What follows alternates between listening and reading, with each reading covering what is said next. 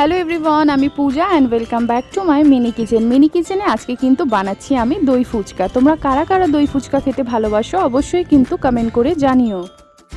আমারই একটা subscriber comment করেছিল যে দিদি ফুচকা বানাও, তো তোমরা যখন এই কমেন্টগুলো আমাকে করবে না, তোমাদের নিচে নামগুলো মেনশন করে দেবে, তাহলে আমার সুবিধা হবে।